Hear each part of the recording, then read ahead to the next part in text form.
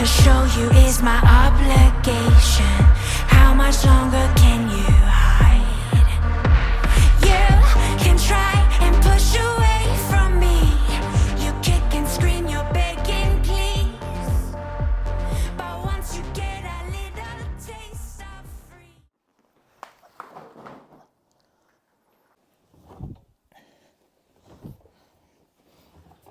This is the crap side of coming home after a holiday. It's all your washing, the realisation that you're going back to reality, housework.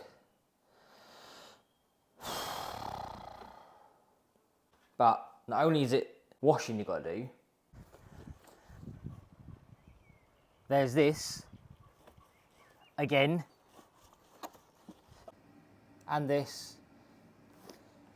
It's not just my boots either, I'll clean all my gear, so crack on.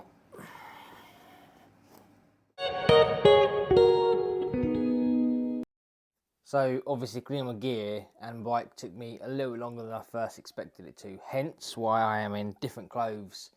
Probably had a haircut since then. Yeah, obviously I'm recording this on a completely different day, probably about a week actually after my holiday, but it has given me time to reflect on holiday, do a bit of a summary of how much it will cost me, so I'm going to let you guys know how much it would cost you if you've done the same trip as me. What I've done is I broke down how much my fuel cost me, I've broke down how much my food cost me, and how much the accommodation was. Obviously it's a caravan split between 6 of us, so that's pretty cheap. I thought I'd also just talk about what I would do differently if I was to go back again, and I probably will go back again if I'm honest. It was just phenomenal. I've spoken to someone recently who's been there as well.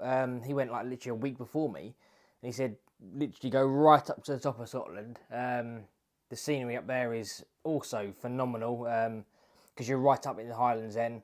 He said the roads are amazing up there as well. It's well worth going up a bit further. So yeah, so that might be an idea for maybe next year, maybe. I don't know. We'll have to see, but I'm definitely going to go back. The likelihood of getting the weather like we did, probably very slim. But I just can't believe we had literally the whole week I was there was literally bright sunshine, and it was, yeah, it was phenomenal. I didn't record the last 2 days of my holiday, purely the fact I just wanted to enjoy my holiday, because obviously it's a holiday as well as for me to make a little video out of it for you. So did enjoy the last 2 days. They were great.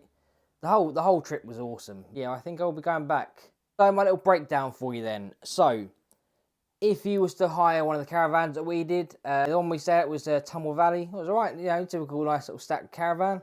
If you're going to split between 6 of us like we did, that cost me £56 for the week for 7 nights. £6. I don't win you that, can ya? So yeah, that's really good. Food. So with regards to the food, normally, I mean, I went away with these guys quite a few times. We've been to the Isle of Man probably 5-6 times with them, the Lake District and the Dales with them last year. What we normally try and do is find like a local pub to go and have our dinner at. But the place, the caravan site itself, food was quite expensive. One night I had fish and chips and a pint, and it come to like 21, 22 quid. I was like, yeah, that was really expensive. I felt that was really expensive. So basically what we done is we done last year. We just kept finding supermarkets, buying microwave meals and living off microwave meals and having something nice when we was out and about. It was, you know, it's a cheap way of doing it. Well, I know microwave meals ain't necessarily cheap, but opposed from £3 for a microwave meal opposed to like 12, 13 quid for a meal somewhere, that did work out really cheap. So for the week's food then, obviously microwave meals, food eating out. Bearing in mind how I've done this, I've paid literally everything on my card. So every time I paid for something, it was on my card. So that's how I managed to look back and see what I've actually paid for, where and stuff like that. So yeah, so the food bill was £140. Now that sounds quite a lot on microwave meals.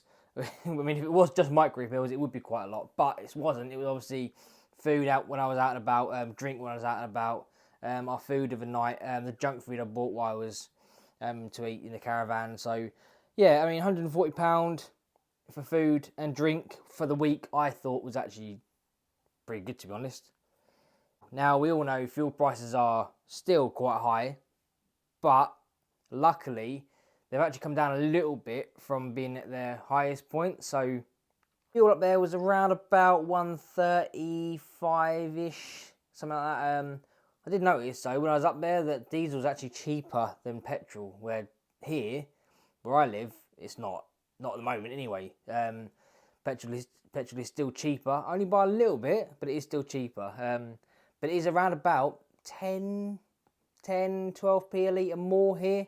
So yeah, Scotland was actually a little bit cheaper for fuel, but for the whole week, literally from the minute I leave my house to the minute of getting home, because I filled up again before I actually got home, literally just down the road, filled up, make sure it's your full tank, I spent £269 on fuel. So, with the food, the van and the fuel all combined, for a whole week away in Scotland, cost me £465. You know, 465 quid for a week away on my bike. With my mates I've known for, well, I've known them guys for maybe 20 odd years. But yeah, 465 quid for a week's holiday on your bike or your mates. You can't really go wrong with that, can you? So, yeah, I've got some awesome memories, some amazing photos. Obviously, you've seen the videos. I will definitely go going back. It was absolutely phenomenal. Things I've learnt, just because you're going to Scotland doesn't mean you shouldn't take summer gear.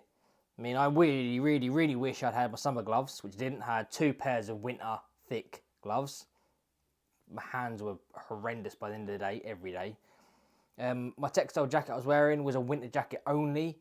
It didn't give me choices to open vents and stuff like that. So, I mean, I was literally just wearing my base layer and that jacket pretty much every day because I was so hot. So, just because you're going to Scotland, don't think it's going to be cold and crap weather, because as you well saw from the videos, it wasn't. I don't actually think it got any lower than like 20, 21 degrees when it got to sort of a nice part of the day. So, yeah, make sure you do take some summer gear with you just in case it is really nice and you do get some nice days. So you can look at the weather before you go, but I did, and it told me that I was going to have a few crap days. So I thought I'd make sure I'm prepared. I just wasn't prepared for brilliant sunshine and really warm weather every day. So, and one of the other things I learnt was pretty much obviously for you guys watching the videos, is the GoPro picks up a lot of wind noise. So yeah, I have got one of them little sort of wind dead cat things that go on the GoPro, but I forgot it.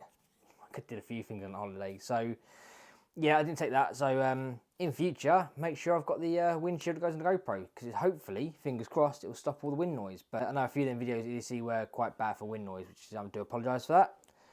But yeah, that's another lesson learnt. To say these are lessons learnt. Guys, I really hope you enjoyed the videos. I really hope you enjoyed our little trip away to Scotland. Honestly, try and get yourself up there. It is phenomenal. I think one of my subscribers actually lives in Scotland, so I really don't like you, because I'm really jealous, because the place is amazing.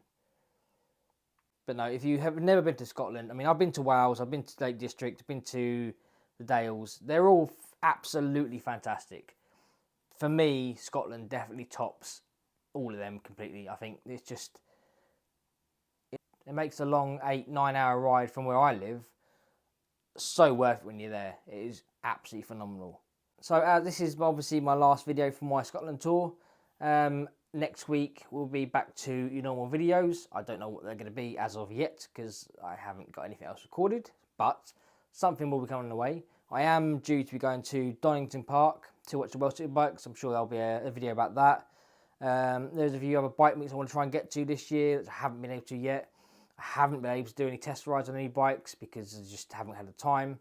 So yeah, there are a few things that are on the horizon. But yeah, there's just a few ideas I've got at the moment in the pipeline. So yeah, we shall see what happens. But thank you very much for watching. I hope you enjoyed the videos, and I shall see you on the next one. Catch you later.